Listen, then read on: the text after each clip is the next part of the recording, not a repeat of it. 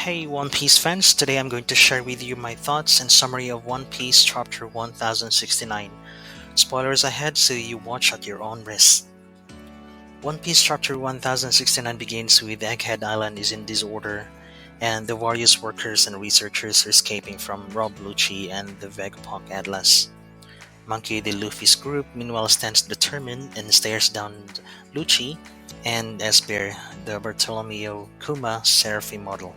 Tony Chopper screams after recognizing Lucci, while Jinbei is in disbelief that they really are targeting Dr. Vegapunk. Luffy asks Lucci what he's doing here, calling him Pigeon Guy, rather than his actual name.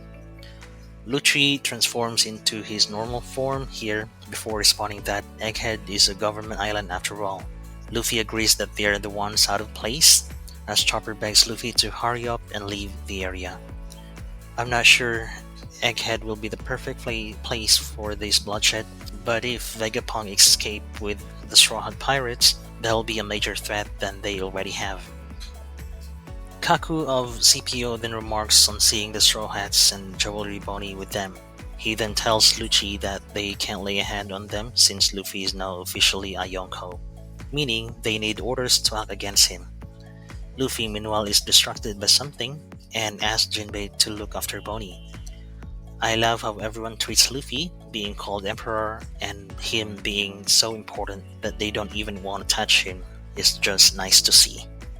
Stussy of CPO then comments on how each Yonko has significant support behind them, emphasizing how a quick skirmish can escalate into all-out war. She tells some of the lesser CPO agents to contact the Marines, while One Piece chapter 1069 shows Luffy shocked to discover the state Vegapunk Atlas is in. Luffy calls it awful, asking Chopper to do what he can for her, as Lucci tells Kaku and Stussy he's aware of the consequences. Lucci then tells Luffy to stay out of it since it's world government business. Luffy, however, defiantly responds by pointing out that Atlas fed them as the chapter shifts perspectives to the Marine headquarters.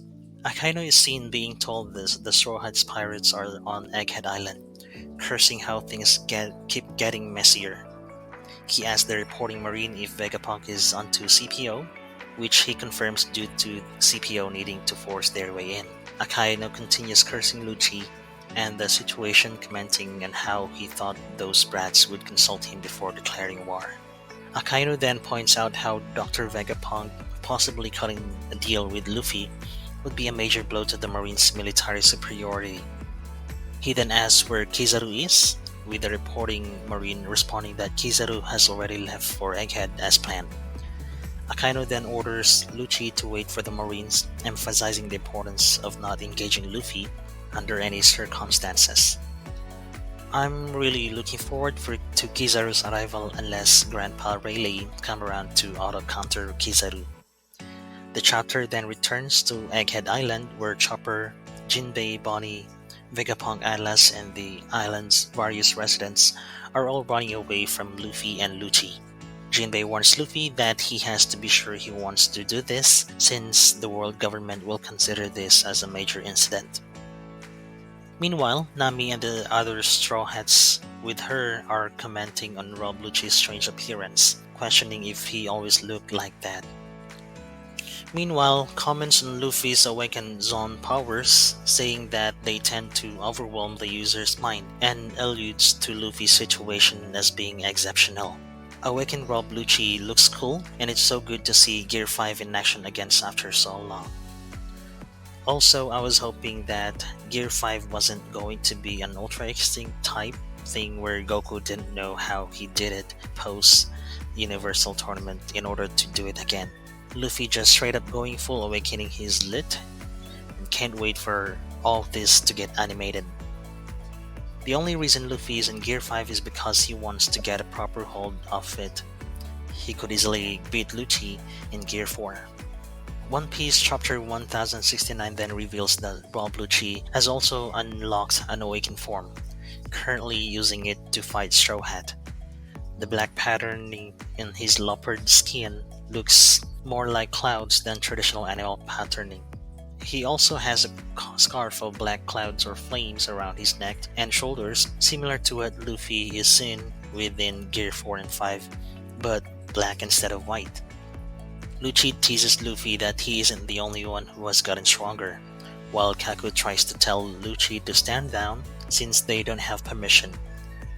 While Dr. Vegapunk has arrived at the lab stratum where Nami's group is, asking Shaka if the White Warrior is on screen. Frankie is seen with exaggerated hard eyes upon finally meeting the real Vegapunk. Dr. Vegapunk asks Nami if he knows the story of Luffy's new form, but she says she isn't sure and thinks it's part of these Gum Gum fruit powers. Dr. Vegapunk responds that there's no mention of the Gum Gum fruit in the ancient Devil Fruit Encyclopedia, shocking the Straw Hats. This is due to Luffy's Devil Fruit actually being the mythical zone-type human fruit model Nika. The chapter then sees Dr. Vegapunk point out how he looks just like the sun god Nika is described in ancient texts, shocking the other Straw Hats.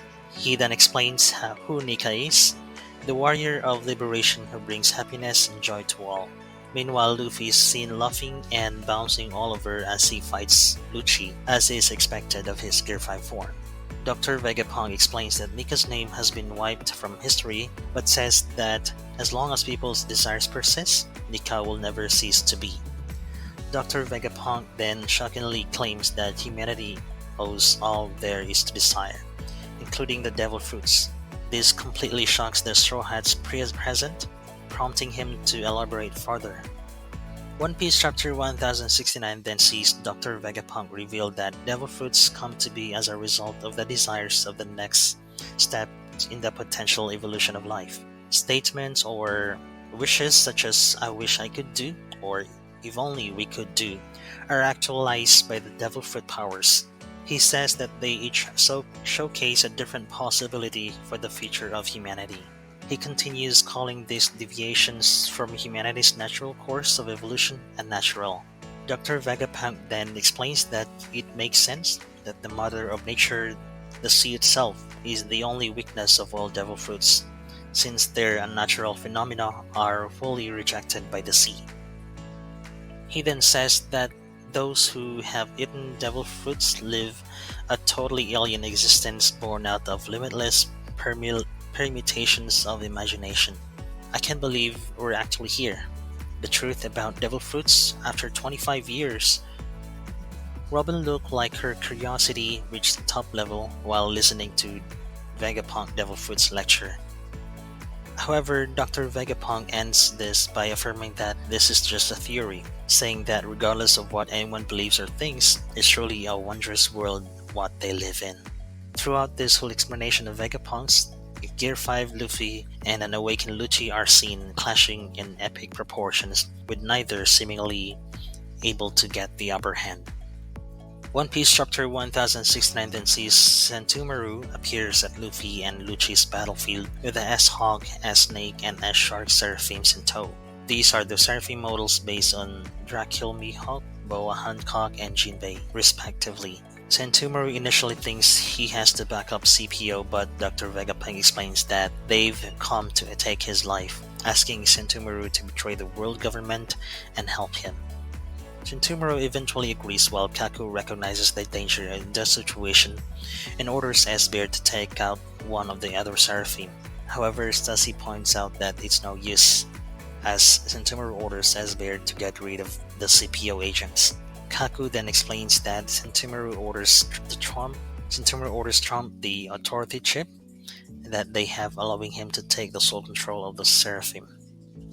S-Bear then begins attacking CPO, while Stacy explains that the Pacifista can take orders via Denden Mushi, putting CPO at a disadvantage.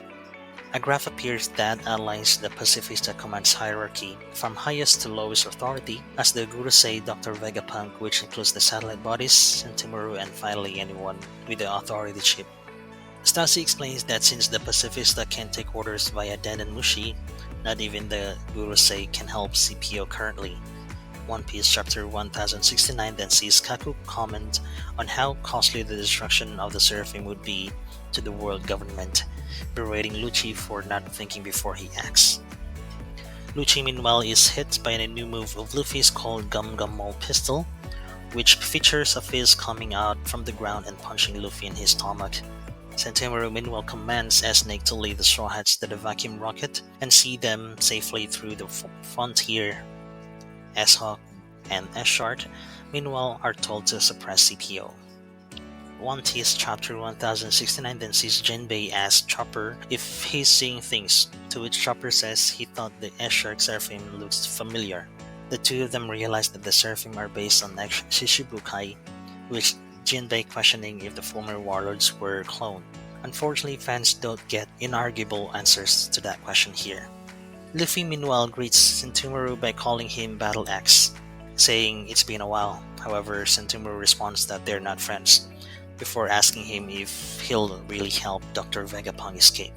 Luffy confirms that he will, and that Sentomaru doesn't need to worry, before the latter says he isn't sure he can trust Luffy as a Yonko and questions his current appearance. However, the chapter sees the two suddenly interrupted as Lucci uses what appears to be an upgraded form of the finger pistol on Sentomaru running through him. The final issues of the panel sees the shocked Luffy worry for Sentomaru, while Lucci comments on them in control of the Seraphim and demands their obedience. The series will unfortunately be on break next week.